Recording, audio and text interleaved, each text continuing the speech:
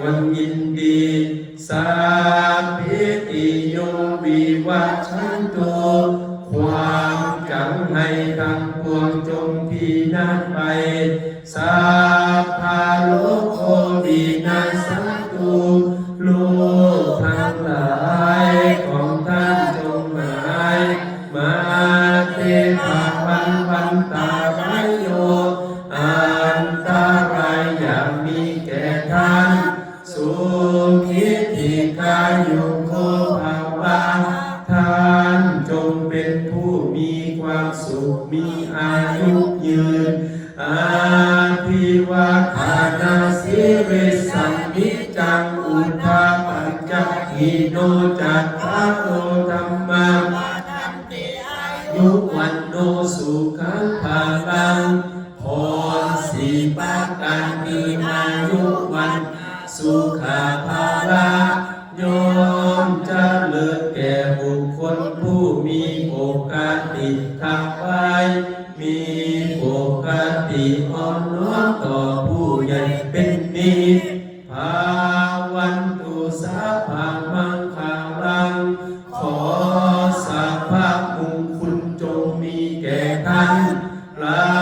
คันตุสัพพะเทวตาขอเหล่าเทวดาทั้งปวงจงรักษาท่าน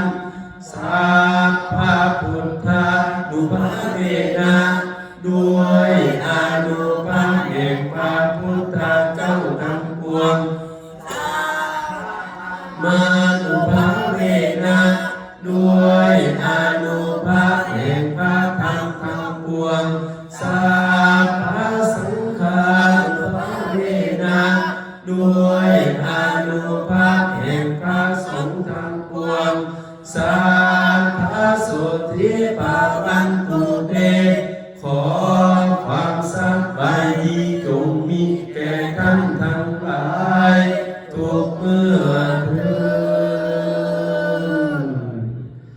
ดต่อไปนั่งสมาธินะตั้งแต่7 โมงถึง7:15นาทีนั่งตรงให้ตรงดำรงสติให้มันขาขวาทับขาซ้าย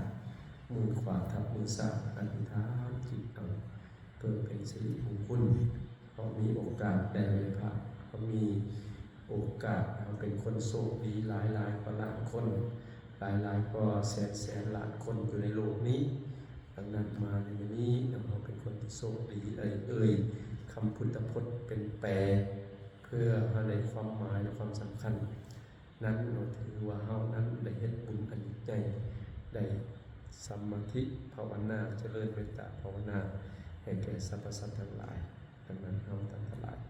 นั่งตรงดำรงสติให้มันขาขวาทางขาซ้ายมือขวาทางมือซ้ายเด้อ